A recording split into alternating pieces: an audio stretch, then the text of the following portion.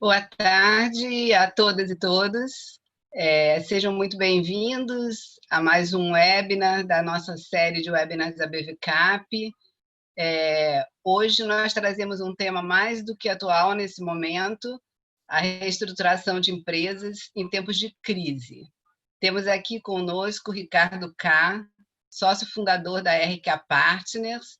Ricardo tem uma vasta experiência em reestruturações de peso no mercado, como a da Odebrecht, maior recuperação judicial do país, e vai dividir conosco as lições que ele aprendeu em tantas reestruturações bem-sucedidas ao longo de sua carreira. Temos também aqui o Roberto Zarur Filho, sócio da Leforce Advogados, membro e associado apoiador da BVCap. A sua experiência profissional inclui assessoria jurídica em operações de mercado de capitais, operações financeiras estruturadas, reestruturação de dívidas e securitização. Antes de eu passar a palavra ao Ricardo, eu queria só lembrar vocês que essa semana a BVCap tem 2 webinars. Amanhã, às 17 horas, a gente tem um com empreendedores como força motriz de transformação social. Vamos trazer CEOs de 3 empresas comprometidos em promover impacto social com seus negócios. É só entrar no site da BVCap e se inscrever. Então, eu passo a palavra agora para o Ricardo, que vai fazer uma breve apresentação, e o Roberto, em seguida, vai fazer um bate-papo com ele. Muito obrigada pela presença de todos. Obrigado, Ângela. Obrigado, Cris, pelo convite. Roberto, uma honra estar aqui com você e com os membros da BVCap. É um prazer estar aqui batendo um papo com vocês sobre reestruturação em pandemia. A gente está vivendo um momento excepcional no mundo e, claro, que essa área de reestruturação está em ebulição. A gente tem sentido uma mudança no perfil das empresas que estão procurando esse tipo de ajuda. Então, eu queria, talvez, para começar a conversar, antes do bate-papo com o Roberto, eu queria passar rapidamente uma apresentação aqui que eu montei para a gente bater um pouco o papo, guiar um pouco essa conversa que a gente vai ter. Primeiro, de fato, essa é uma crise muito diferente das outras crises, né? A gente tem hoje uma situação muito atípica, essa alta transmissibilidade e a incapacidade de contenção da doença se espalhando pelo mundo inteiro, fez com que a gente tivesse uma crise muito diferente das outras, os países adotando técnicas aí da gripe espanhola para evitar o contágio, a gente ainda não tem a vacina, os protocolos de tratamento não são ainda a prova de bala, então todo mundo com muito medo, os governos começaram a fechar os estabelecimentos, pedindo que as pessoas ficassem em casa, quarentena, vamos dizer, tropicalizada como a nossa, com pouca ou nenhuma coordenação, e outros países como China, Itália, Espanha, em especial Itália e Espanha, que foram muito afetados, começaram com lockdowns muito mais severos. É óbvio que isso tem um efeito dominó terrível na economia, né? No Brasil, a gente ainda não sabe quanto tempo e qual o tamanho dessa onda e desse achatamento da curva nós vamos ter, mas nós já estamos no início, muitos falavam que o PIB ia cair 4% a 6%, nós já temos certeza que pelo menos 8% de queda no PIB. Isso faz com que essa seja a pior crise que a gente já teve em termos de decréscimo do PIB desde 1900, com alguns setores muito afetados. Então, você tem o setor de aviação, de entretenimento, você imagina uma companhia aérea, ela perdeu 90% dos seus voos e ela está operando há 110 dias dessa forma, né? E aí a gente tem aqui, nesse quadro, mostra um pouco esse problema da Covid ou da falta de conhecimento do Covid-19. Então, a gente vai ter, de fato, uma crise muito diferente com uma duração indefinida, né? Eu estou agora na Europa, a Europa já está tentando sair dessa situação, abrindo os estabelecimentos. O Brasil, que ainda não tem a pandemia, sob controle, ele também está abrindo. Acho que muita pressão política, os governadores começam a abrir, os prefeitos também. Então, a gente não sabe se, com o aumento do contágio, a gente vai ter que fechar de novo e o que vai fechar. Então, os efeitos eles têm um efeito dominó na economia, mas alguns setores vão ser muito mais afetados do que os outros, né? E todo mundo muito preocupado sobre o futuro, sobre a preservação das pessoas de maior idade, cuidar da família, não saber quanto tempo que vai durar. Essas são as grandes preocupações de todo mundo. Um país como o nosso, um país continental, com muita gente desassistida. Vocês devem ter assistido aí esses 58 milhões de desbancarizados, quase 8 milhões de pessoas não foram nem achadas, e várias que foram achadas receberam errado o seu auxílio, o seu Corona Voucher. Então, isso mostra um pouco o tipo de desafio que uma economia como a nossa, diferentemente, por exemplo, da Alemanha, que distribuiu 700 bilhões de euros em 3 dias, como é difícil fazer o dinheiro chegar nas pequenas e médias empresas e também nas pessoas que são mais vulneráveis, né? Então, como a gente estava falando, a gente não tem uma crise nas últimas décadas parecida com essa. Nós tivemos a crise do petróleo, depois nós tivemos uma crise da nossa hiperinflação, um pouquinho antes da entrada do plano Collor, do presidente Collor, e nós nunca tivemos realmente uma queda do PIB tão dramática como a que nós vamos assistir esse ano, né? E num caso como o dos Estados Unidos, que sempre é um país que responde muito rápido a qualquer crise, ele sai também, em geral, mais rápido. Dessa vez é um pouco diferente. Mesmo tipo de situação que nós vemos no Brasil, nós vemos lá, alguns governadores tomando a iniciativa, o governo central primeiro em negação, pandemia tomando proporções inacreditáveis num país como os Estados Unidos, e agora eles tentando conter, mas já numa situação muito complicada. Então, nos Estados Unidos, em 8 semanas, em 9 semanas, nós tivemos 42 milhões de pedidos de seguro-desemprego, né? Então, isso aí também é algo que ninguém nunca viu nos Estados Unidos, e essa incerteza no processo de retomada é muito complicado. Nós temos agora sobre quais setores que vão ser mais impactados. Isso depende do país, depende do grau de diversificação da economia, mas, obviamente, turismo, aviação, entretenimento, são setores que sofrem muito, né? Eu fico imaginando quando que nós vamos conseguir ir para um show de novo nos próximos meses, né? As companhias aéreas, eu vim para cá, todo mundo de máscara, muito medo, tinha 6 voos por dia para cá e agora tem 2 voos por semana, né? E os brasileiros viraram párias internacionais e não podem mais entrar na Europa, por exemplo, por algum tempo. Então, você tem alguns setores que vão sofrer muito mais, e a gente acha que esses números ainda são temporários, porque a gente ainda não sabe quanto tempo vai demorar a pandemia, né? Então, a gente, provavelmente, esses números vão ser ainda piores, né? E várias empresas, aí, o varejo tradicional, empresas de locação de veículo, empresa aérea, a gente está vendo casos que são os primeiros que pedem recuperação judicial, né? Recuperação judicial ou Chapter 11 nos Estados Unidos, todas tentando algum tipo de solução para o seu problema, empresas centenárias com problemas complicados, e algumas já vinham com alguns problemas e já estavam tendo dificuldade para se adaptar para esse mundo digital, e isso só acelerou, né?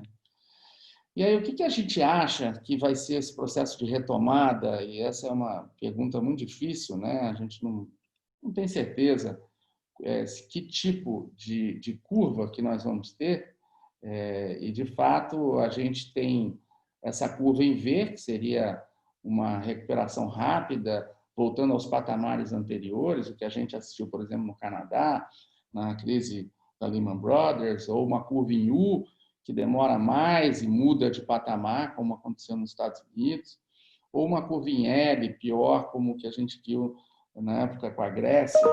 E hoje a gente acha que muitos países estão, sim, na curva em L. Quer dizer, eles vão mudar de patamar e e o tipo de recuperação vai ser muito diferente, muito mais dolorido e demorado, né?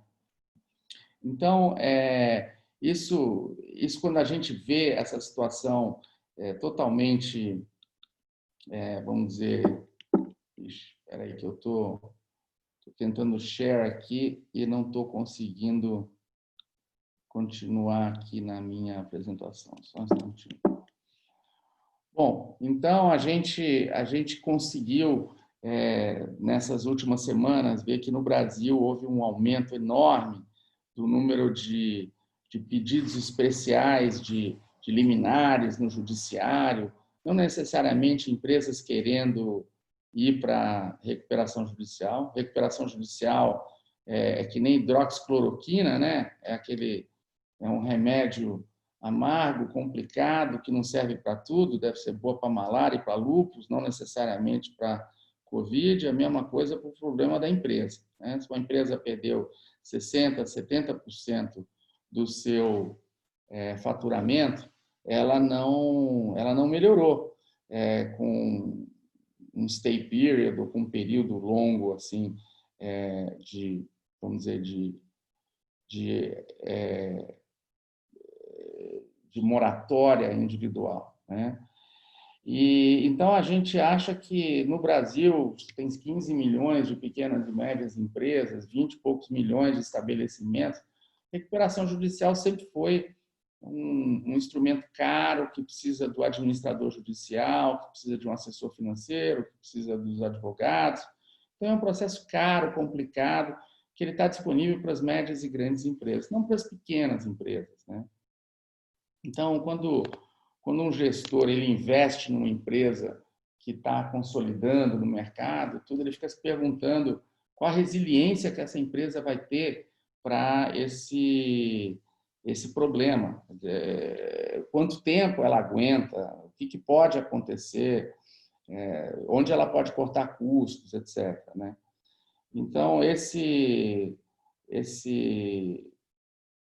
é um grande dilema que todas essas empresas têm hoje e os gestores de portfólio também têm.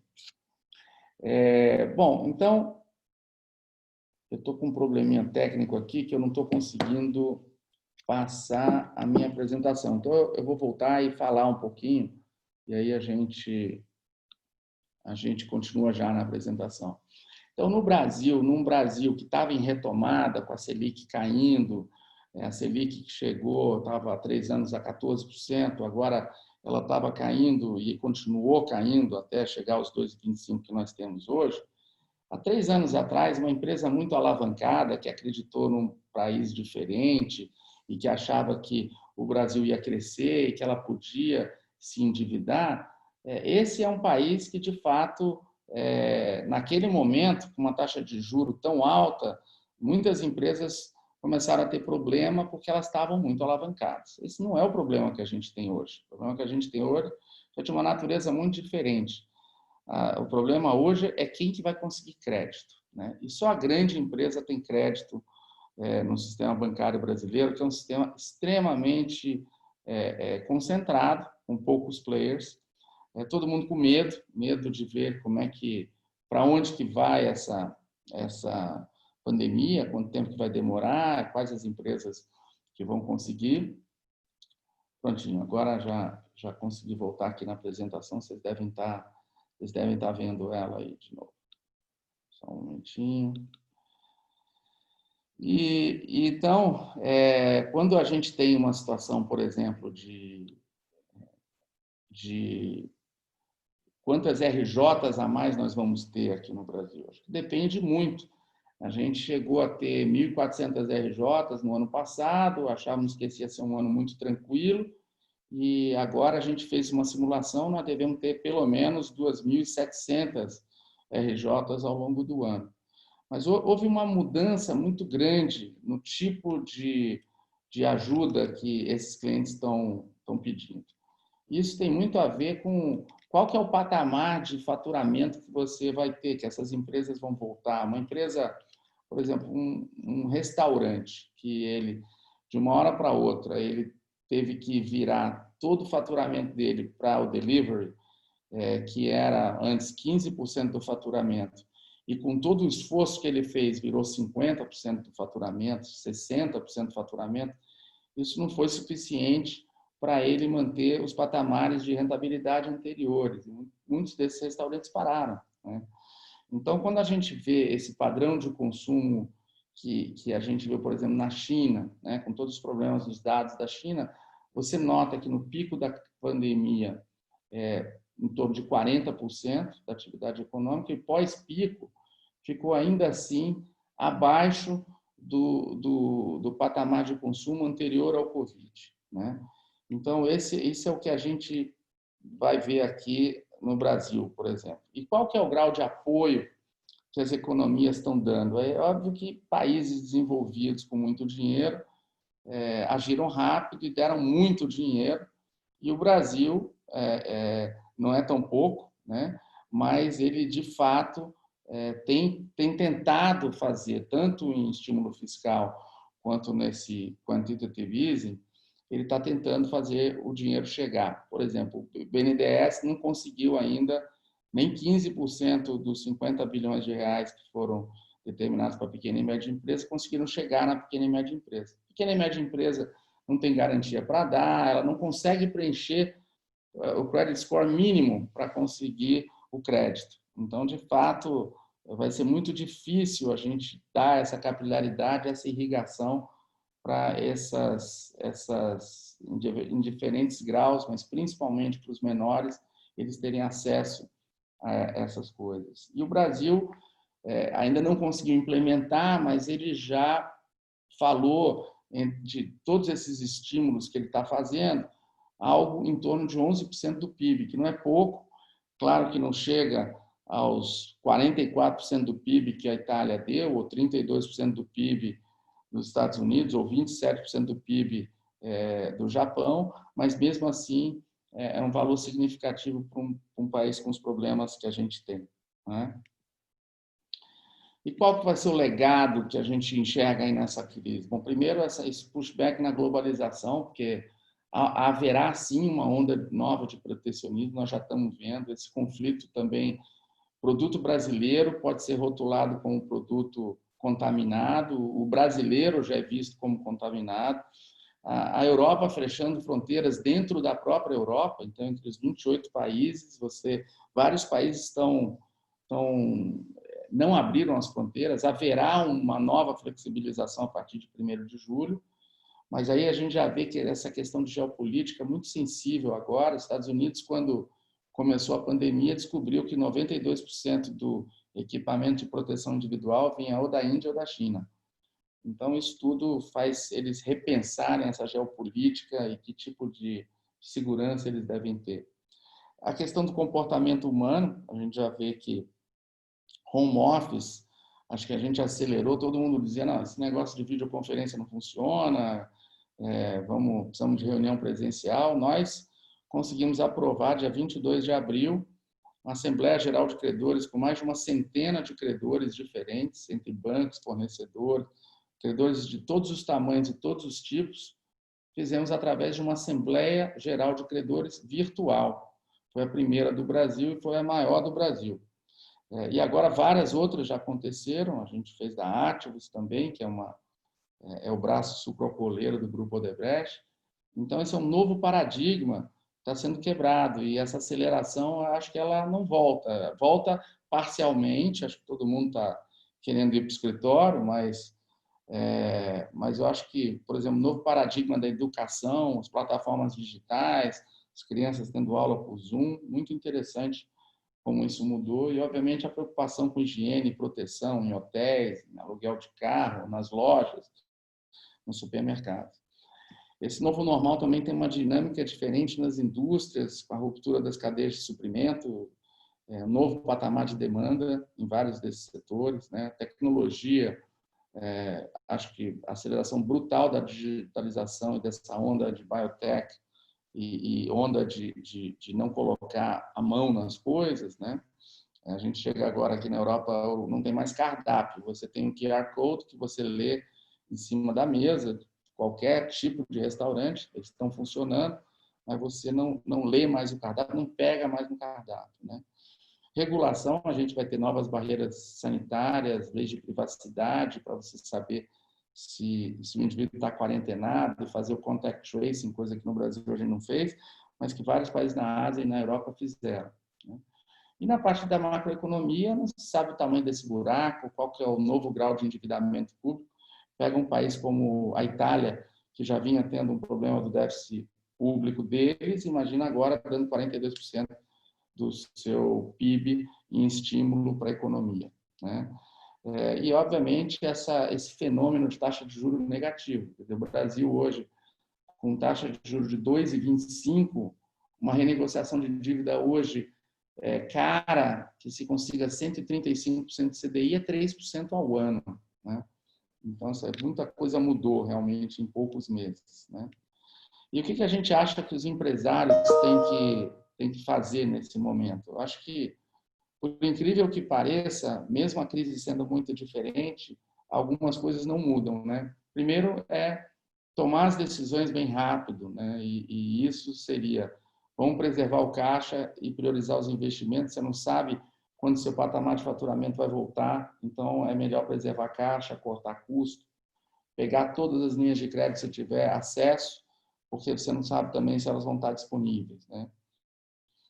Segundo é ter uma revisão do seu modelo de negócio. O modelo de negócio, às vezes, muda mesmo, né? Um restaurante que vai atender com delivery durante alguns meses, mas que depois vai voltar a atender presencial, mas houve uma mudança na forma dele atender, né? Fortalecimento dos canais online, as lojas de varejo que não estavam preparadas para vender no online, essas estão pedindo RJ ou começando uma grande reestruturação. E o mais importante que eu acho, assim como assessor e tendo visto tantos casos, é que o empresário muitas vezes ele conta com a intuição, né, mas tem uma hora que ele tem que parar, sentar e começar a planejar de novo, ver que o que ele tinha planejado para o ano de 2020 não vai acontecer, e ele tem que fazer um novo planejamento, e ele tem que desenhar um plano de reestruturação para compatibilizar esse novo fluxo de caixa, essa nova modelagem financeira de curto e médio prazo que ele tem hoje, sem saber se ela vai melhorar muito no futuro, né? E essa análise da aplicabilidade ou não de ferramentas de proteção, né, recuperação extrajudicial, muito pouco usada no Brasil, ou judicial, e em alguns casos você não precisa disso, né? Em geral, você não precisa entrar em recuperação judicial. Eu costumo dizer que dos casos médios e grandes que a gente atuou, a maioria, a recuperação judicial só foi necessária porque um credor atacou a companhia, né? Se fosse possível ter feito o alinhamento, sem ter o custo, sem ter a dor de cabeça, sem ter as amarras de uma recuperação judicial, teria sido muito melhor para todos, para credores e para a empresa, né? Mas às vezes isso não é possível, às vezes alguém aperta o botão e aí não tem jeito, vai ter que pedir a recuperação judicial para proteger a companhia. E quando a gente olha a situação de como recuperar essas empresas que estão em distress ou em estresse financeiro, né? Em geral, esse estresse financeiro ele fica muito mais agudo numa crise como essa, né? Muitas empresas já tinham problemas, mas agora eles ficaram muito mais agudos. Ele tem várias dimensões e você pode ser um caso só de uma reestruturação financeira, que é o que os americanos chamam de balance sheet restructuring, em que a empresa, na verdade, ela tem um grau de endividamento muito alto e ela não consegue servir a sua dívida e ela precisa fazer essas renegociações bilaterais, de preferência fora do ambiente judicial, mas, se necessário, dentro de uma recuperação judicial ou extrajudicial. Você tem a questão operacional, que, obviamente, uma empresa vai ter um novo tamanho, ela vai ter que ter um choque de gestão, revisão do modelo de negócio, dos processos, etc. E você, às vezes, precisa de uma reestruturação societária, às vezes você precisa dessas três coisas juntas, né? E aí a gente acha que esse processo de reestruturação, ele nunca é uma coisa só, ele sempre está umbilicalmente ligado uma área na outra. Quer dizer, a pessoa ela não olha a reestruturação financeira como uma coisa estanque, porque essa reestruturação financeira é necessária, porque esse endividamento ficou alto, porque o resultado operacional estava baixo e ela tinha que melhorar as alavancas operacionais e estratégicas, né? Ou ela teve um grande problema societário, ou ela teve um problema de revisão estratégica mal feita e acabou avançando em áreas que não devia ter avançado e precisa, de novo, focar, ou então está tendo uma briga de sócios, etc. Então, isso aqui, esses primeiros 20, 25 minutos aqui, eu queria abrir aí para dar um pouco esse cenário de como é que a gente, mais conceitual, de como é que a gente está vendo. E agora eu queria gastar essa outra meia hora da nossa conversa batendo um papo com vocês e através do Roberto, que vai nos ajudar aqui a fazer umas perguntas difíceis para mim, né, Roberto? Por favor, não capricha muito. E com o que vocês mandarem aí no Q&A para a gente poder responder vocês. Maravilha, Ricardo. Obrigado por estar aqui falando com a gente. Ângela, Cris, obrigado pelo convite. A todos que assistem, obrigado pela presença. Acho que a primeira pergunta que eu queria fazer para você, Ricardo, bom, os credores, muita gente, os gestores, os fundos colocaram dinheiro nas companhias que estão enfrentando todas essas dificuldades que você mencionou. Qual é a melhor forma, na sua opinião, do credor enfrentar a reestruturação, esse assunto difícil, né? Faz sentido ser cooperativo, mesmo quando a proposta do devedor é dar um haircut, né? Ou é melhor você apertar o botão, como você mesmo mencionou, e enfrentar a RJ? Né? Temos que ser pragmáticos, é melhor ser beligerante. Qual é a tua visão sobre isso? Ótima pergunta. Eu acho, Roberto, primeiro que, em geral, é sempre melhor ser colaborativo e tentar uma solução negociada. Os 5 grandes bancos brasileiros já têm áreas de reestruturação que foram formadas nos últimos anos e eles estão capacitados para fazer discussões bilaterais sem precisar entrar na RJ. Ocorre, e aí acho que é importante fazer 2 disclaimers ou observações. De um lado, os bancos oficiais ele tem uma certa dificuldade em dar haircut, né, pelas razões históricas aqui no Brasil. Você não consegue TCU, haircut explícito, eles não conseguem, então a gente tem que pensar em mecanismos mais sofisticados, debênture com participação no lucro, ferramentas que vão resolver para que esses grandes credores, que nos grandes casos eles estão sempre juntos, né? Eu estou falando do BNDES, do Banco do Brasil, da Caixa Econômica, e para os credores privados que sempre preferem uma negociação, uma RJ, a RJ, ela, claro que você tem muitos créditos que são extraconcursais que não estão dentro da RJ. Então você tem uma alienação fiduciária está fora da RJ, o aval está fora da RJ. Mas quando a empresa entra em RJ, além do credor ter que provisionar tudo de uma vez, ele também precisa respeitar o stay period, que é esse período de pelo menos 180 dias, em que a empresa não pode ser executada, mesmo nas dívidas que são extraconcursais, se elas forem essenciais à sobrevivência da empresa. Então, mesmo uma alienação fiduciária, que em tese ele poderia continuar executando durante a recuperação judicial, para o credor, é melhor ele entrar num acordo do que ele executar, porque a empresa vai entrar no stay period.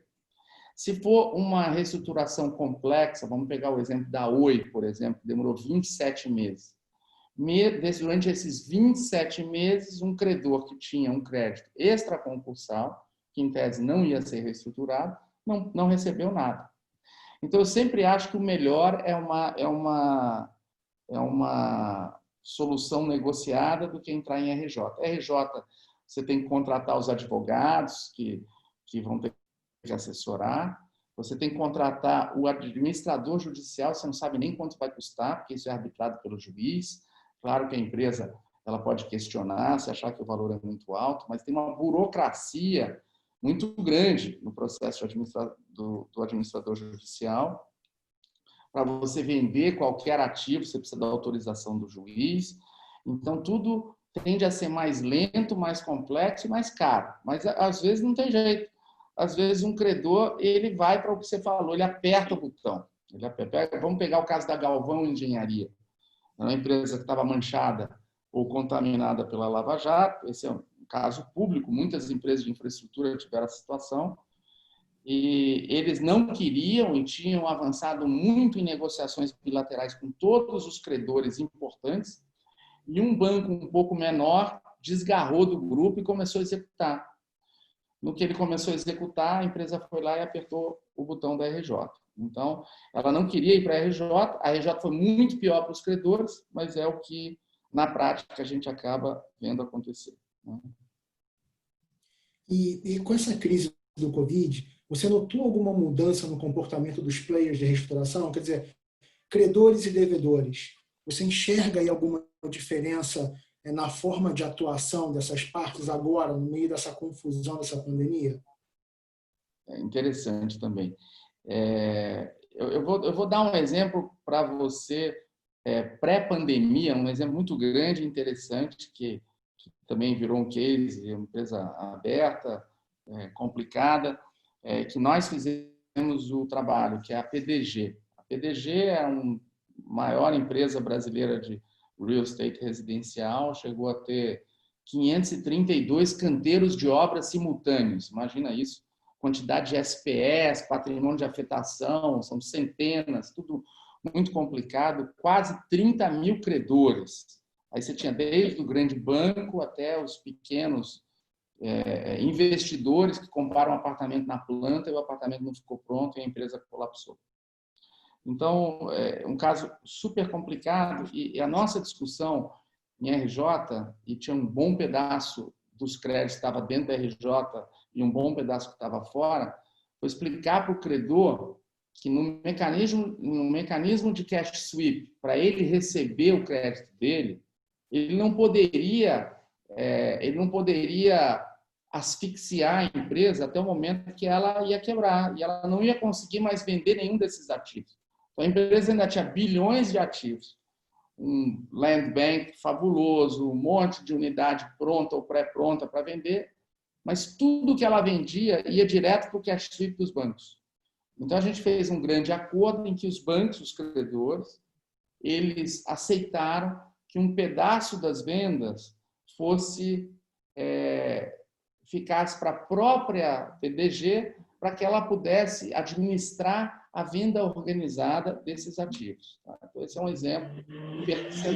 Isso foi aprovado numa Assembleia Geral de Credores, e nessa Assembleia Geral de Credores esse percentual foi determinado. Então, de cada apartamento, X% ia para a PDG, para ela honrar os outros custos que ela tinha e continuar gerindo, vamos dizer, essa massa de ativos para os credores. O que a gente tem notado agora, depois da pandemia, é o seguinte. Primeiro, alguns casos de recuperação judicial em que a empresa diz, olha, isso é um ato fortuito de Deus. O plano que eu aprovei, ele não funciona mais. Então, eu quero um alívio. Senhor juiz da recuperação judicial, por favor, aquele plano não está mais válido e eu não vou ter tempo de ter uma nova assembleia de credores para aprovar um novo plano. Então, eu quero poder descumprir o plano que nós aprovamos em Assembleia Geral de Credores, que é soberana, etc. E muitas vezes o juiz está concedendo liminarmente esse refresco para as companhias. Outra coisa que a gente viu é onde a empresa que não está em RJ, mas que tem uma forma de distribuição dos seus créditos com os credores, assinou um acordo com os credores, ela disse, olha, esse cash sweep que a gente tinha de 80% do que eu gerava eu ia para os bancos e 20% para a empresa, por favor, vamos fazer o contrário, 80% fica comigo e 20% vai para o credor. Isso também a gente tem visto algumas decisões liminares dessa natureza. Então, realmente, mudou muito e a gente nota que o apetite pelos grandes credores para conversar é muito grande. Eles não querem dar crédito novo, mas o crédito existente, que está com problema, eles querem rolar. É isso que a gente tem notado mais. Então, você ainda não viu um aumento abrupto no número de recuperações judiciais. Está todo mundo ainda, os prazos estão suspensos, está tudo meio... já houve um aumento, mas nada tão explosivo quanto o que era de se imaginar. Apesar de que eu acho que no segundo semestre nós vamos ter um número grande, o que significa que em várias especializadas, como aqui em São Paulo, a gente deve ter talvez o dobro de casos do que a gente tinha no ano passado.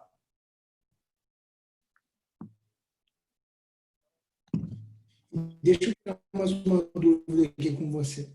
Se estivesse na cadeira do gestor, tá? Se você estivesse ali como responsável pela decisão de investimento hoje, uma companhia que efetivamente pediu o RJ, e você precisa explicar para os seus investidores que você vai ter lá uma perda no teu fundo, vai ter que tomar um haircut. Né? Como é que você se colocaria? Né? Assim, qual seria a tua atitude perante esses investidores? Lembrando que o gestor tem dever fiduciário aí, né, de prezar pelo patrimônio dos investidores e agir com toda a fidúcia possível. Eu acho que esse é o momento em que os gestores têm que pedir para as empresas um novo plano ou um plano de reestruturação para os seus negócios. Muito difícil ter essa conversa no ar sem você estar trabalhando com fatos e com números, né? Você tem, então, por exemplo, uma empresa de varejo que a gente conhece bem, o shopping, ela só tinha lojas em shopping. O e-commerce era incipiente e os shoppings fecharam durante esse período todo. Quer dizer, ela precisa colocar no papel qual foi o impacto. Ela fez a redução de salário dos funcionários temporária, mas ela conseguiu uma renegociação dos aluguéis, mas ela tem que colocar um plano no papel e ter essa conversa com o gestor. Então, eu acho que o gestor hoje, que ele precisa demandar, exigir das empresas investidas que elas não fiquem apenas no modo sobrevivência e que elas, de fato, reflitam sobre o que vai ser o novo negócio pós-pandemia, para você saber se a empresa é viável ou não. Se você continua, se você vai ter que capitalizar a empresa, o que você vai ter que fazer. Crédito hoje é algo muito difícil e não tem crédito. Está todo mundo feliz porque hoje é 3% ao ano, 2,25% Selic, mas não tem crédito. Então, assim, Selic a 2,25% não existe, continua sendo inexistente, né?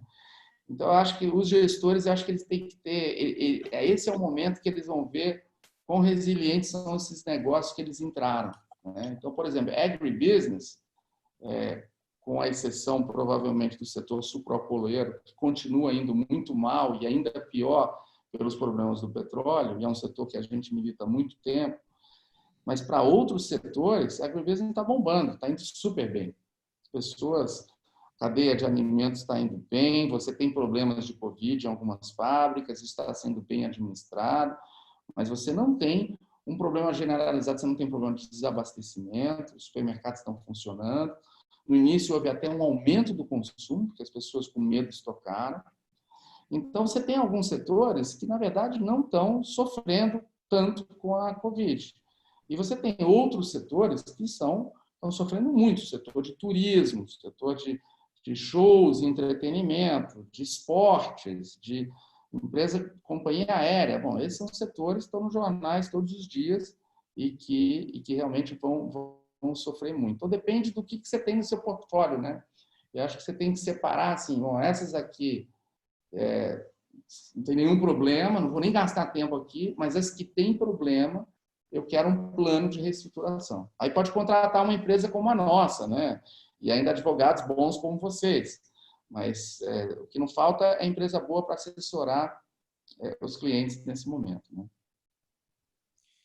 E acho que a gente podia aproveitar aqui e enganchar uma pergunta, que é com relação à falta de crédito, né? O pessoal aqui, pelo Q&A, já tem perguntas aqui relacionadas a fundos de distressed, né? Se esses fundos têm tido interesse no Brasil e até que ponto os fundos de private equity podem ser uma solução aí para prover liquidez para essas empresas em dificuldade, né? E aí, seja por meio de operações de crédito, seja por meio de compra de ativos não óbvios, como precatórios, enfim, e outros tipos de legal claims, por exemplo. Qual é a tua opinião sobre isso? Essa turma pode ajudar? Os fundos de stress, os americanos estão olhando o Brasil? O pessoal está interessado? O que enxerga? A gente tem recebido sondagens semanais de pelo menos toda semana de pelo menos 2, 3 fundos de distress. E esses fundos eles sabem e eles gostam desse ambiente de incerteza. Eles gostam também, eles obviamente estão num tier de taxa interna de retorno mais alta, então eles olham para investimentos de maior risco, mas maior taxa interna de retorno.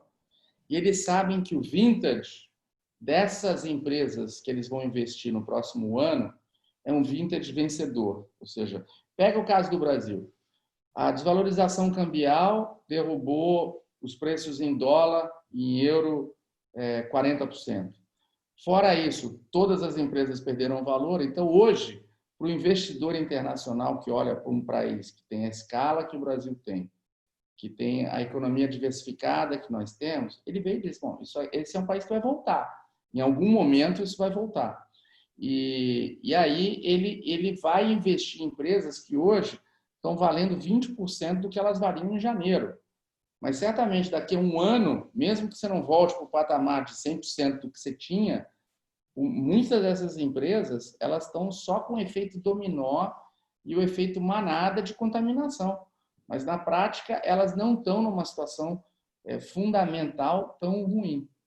Então, eu vejo vários desses grandes fundos olhando já operações de todos os tamanhos, né?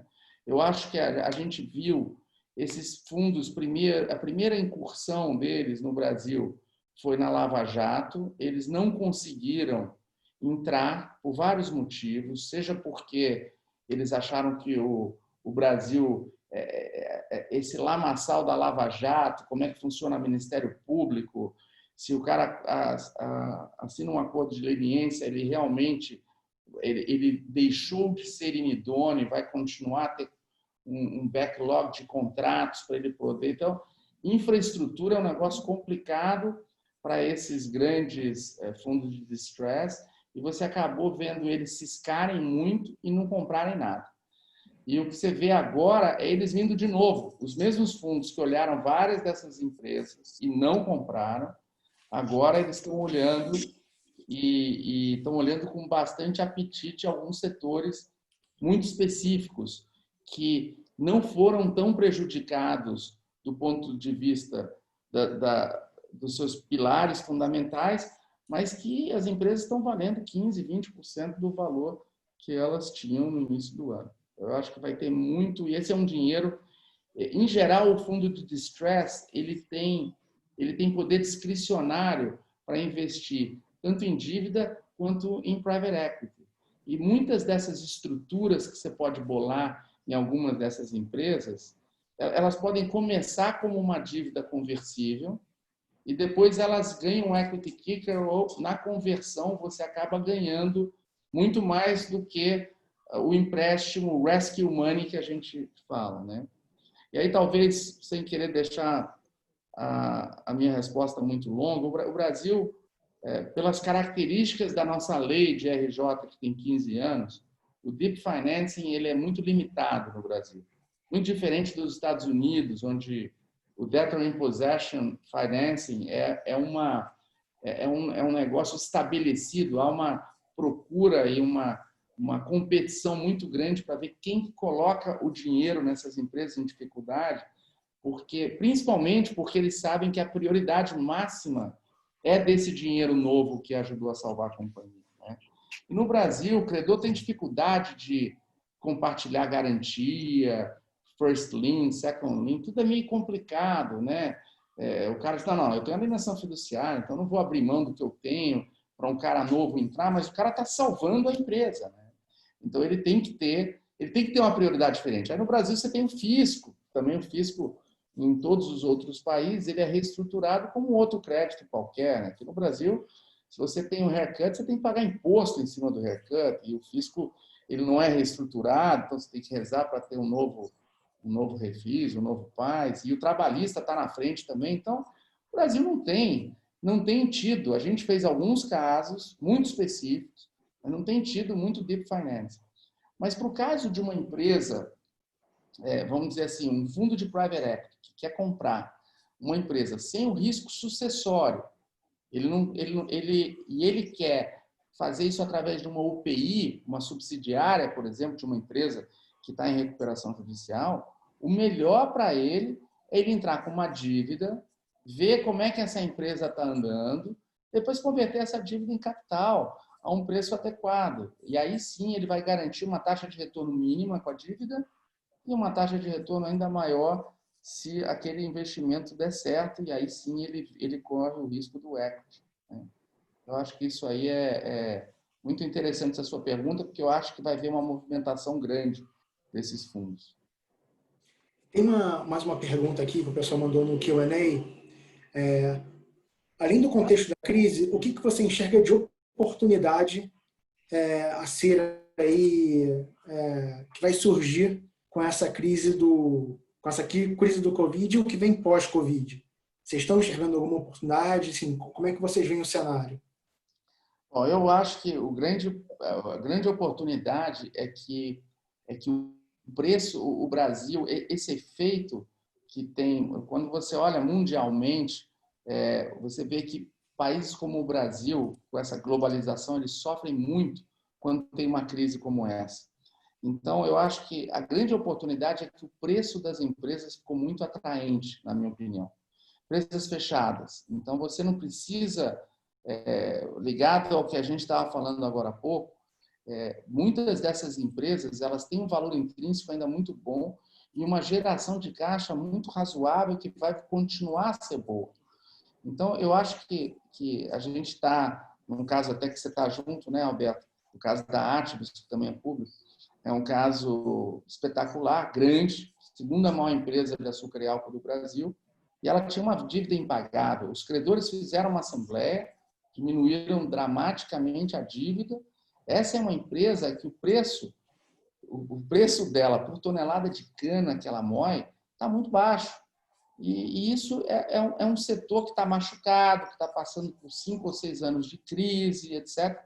Mas ninguém tem dúvida que esse é um setor interessante, que é um setor resiliente, que é um setor que pode entrar em logística, em outras coisas. Então, empresas como essa vão atrair, uma vez feita essa faxina primeira, e aí é que eu acho que a reestruturação ela tem um papel muito importante no private equity, porque é claro que quando você faz a sua cesta de investimentos, você investiu em 6, 8, 10 empresas, e você sempre tem 3 que não foram muito bem, você tem 3 que vão mais ou menos, e as outras podem ir muito bem, e se você tiver se esse for o seu cenário, você certamente é um gestor de private equity que vai ter uma taxa interna de retorno acima de 20%. Quando você olha a Venture Capital, por exemplo, que eles fazem muitos investimentos de valor muito menor, mas que a taxa interna de retorno dos investimentos deram certo é muito grande, eles têm menos preocupação de ver se o negócio é resiliente, eles apostam num business plan, eles apostam num fundador, eles apostam numa ideia. Mas quando você já está assim, no segundo ou terceiro estágio de empresas que já estão estabelecidas e tem uma geração de faturamento de caixa que é mais previsível, eu acho que o preço dessas empresas hoje está muito baixo. Por isso que eu volto ao ponto. Acho que o vintage agora... Então, a oportunidade é você ter um time que analisa essas empresas que hoje estão em distress, mas que reestruturadas em poucos meses elas vão ser fantásticas. Outra área que eu acho que... E aí é um setor, eu acho que é um setor inteiro que vai ter muitas oportunidades, é o setor de saneamento. O setor de saneamento no Brasil acabou de aprovar um marco regulatório importante. As prefeituras não têm a menor condição de prover o serviço. Você tem, assim, um problema na gestão da coisa pública horroroso e talvez esse novo marco vai permitir que grandes investimentos... Hoje você tem 5 empresas privadas que colecionam algumas dúzias de concessões no Brasil. Tem mais de 5 mil municípios. Todo mundo precisa de água e esgoto. Essa é uma indústria muito importante para a universalização da saúde, para a universalização da qualidade de vida, né, de um povo como o nosso, e que o dinheiro da iniciativa privada pode dar muito certo, porque é um setor muito previsível, que ele funciona de acordo com o crescimento populacional. Então, esse é um setor que eu vejo que vai atrair muitos investimentos e grandes oportunidades nos próximos anos para quem se posicionar. E deixa eu te fazer uma última pergunta, Ricardo. A gente está chegando aqui no final do nosso bate-papo. Você tem visto as empresas buscando ativos não óbvios para se capitalizar? Então, é o cara que vai buscar ativos ilíquidos que ele tem lá no balanço, que às vezes nem estão ativados. Na verdade, o cara tentando monetizar isso, usando como garantia. Você está vendo mais criatividade das empresas para tentar arrumar dinheiro?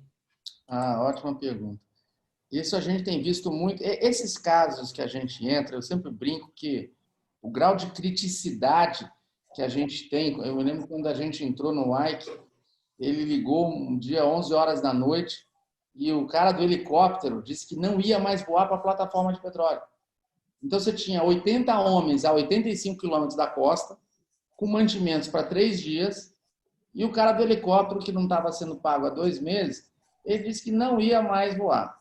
Então, tem alguns casos que são assim, que se o cara não tem mais dinheiro para o helicóptero, não tem mais dinheiro para salário, não tem dinheiro mais para tributo.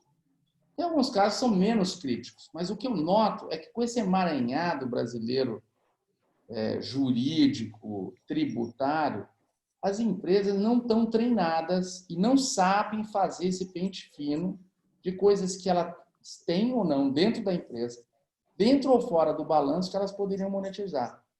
Então, por exemplo, nós estamos vendo assim, um movimento enorme de empresas de infraestrutura.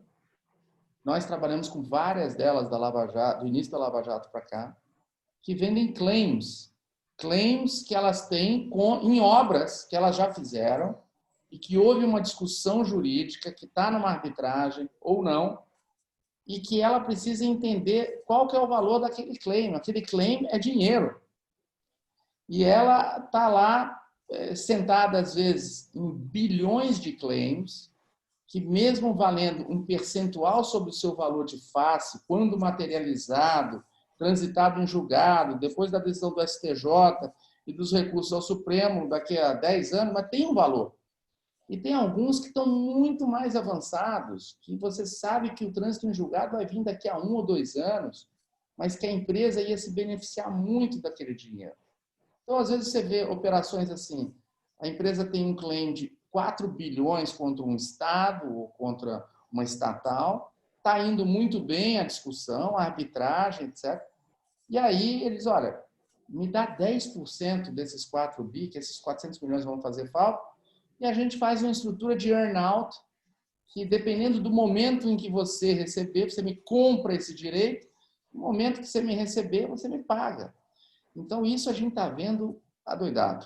Nessas empresas de infraestrutura, são esses claims gigantescos. Você tem o que você falou de precatórios, você tem uma série de outras coisas que às vezes estão escondidas. Você tem como é que é? O PAT, o FAT, coisas que estão dentro da empresa que você pode olhar, trabalhistas, impostos que você pagou a mais, que você pode tentar compensar, que você entrou com uma ação contra a Receita e ela está se arrastando nos tribunais. Tudo isso é monetizável, né? Inclusive, a gente nota hoje, você começa a ver que o que eles chamam de litigation funds chegando no Brasil. Então, a gente viu, por exemplo, o Harvard Litigation Fund, que é um dos maiores do mundo, chegou no Brasil, ele já tem mais de 100 milhões.